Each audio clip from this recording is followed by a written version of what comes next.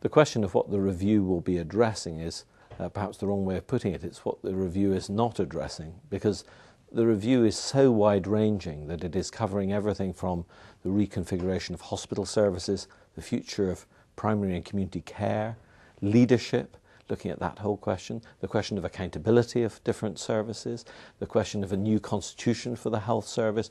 There are almost every problem that we've had for the health service over the last 60 years is expected to be solved, in some people's eyes, by the Darzi review at some date in June 2008. And of course that won't happen. The answer is this is a moment in time.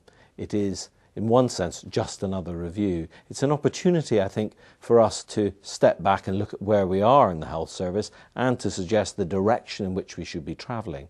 It should not be a blueprint. It shouldn't be something that's stamped from the centre all around the country, but it can be something that can inspire, that can, for the first time, really involve clinicians. And I think that's a really excellent thing that we're trying to do now, to involve doctors and nurses and others in helping shape the services for the future. But the danger is that it's seen as being something that's completely wide-ranging, all-encompassing, and solves all problems. And it won't do that. So it will not meet expectations if it tries to do all that in one go.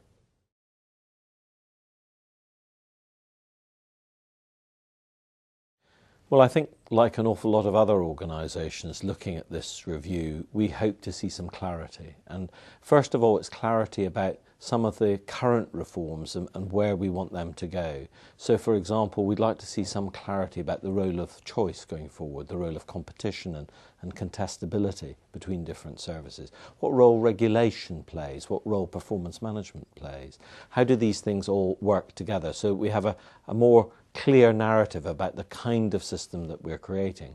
And we would certainly like to see a system which, to be fair, is the one that the government at times seems to articulate more clearly than other times, which is around commissioning, and seeing commissioning as being the driving force and really freeing up provision so that we have a range of different providers who are meeting local health needs, but that it is through the commissioning process that the health service shapes what it wants out of those providers. I think that the King's Fund would acknowledge straight away that the services that we have at the moment are not always in the right place, and they're not always the right kind of service, and they're not always as responsive as they could be. So there is a real opportunity here, again, not to say to local people, you must have this particular service in that particular place. But if we can use the evidence that is around, and in some areas, for example in stroke care, there's very strong evidence that if you configure services in a particular way, you will save people's lives. And really the onus then is on commissioners only to commission those kind of services. That's quite directional, but there is no excuse for commissioning substandard services when we can organise it in such a way that we can deliver something much better outcomes for people with less long-term complications and more lives saved. So there are things that we can do there. There are other things about trying to balance, for example, the access to service, the quality of that service, and the cost of that service. And those things, certainly in other areas, the evidence is not quite so clear. So we need to have debates, sometimes at local level, about how you balance those things one against the other. Safety, I think, is a major consideration when anybody is trying to configure the best possible services. And if the Darzi review can help wean both some people in the health service and the wider public away from bricks and mortar, start thinking about the quality of those services, that's what should be driving us forward. I think we'd also like to see some clarity about the role of the centre, what's appropriate for politicians to do, because it's not right to say that politicians should have no role in the health service. They absolutely should have. They are the ones, after all, who are the ultimate guardians of the very large sums of money that we all put into the health service.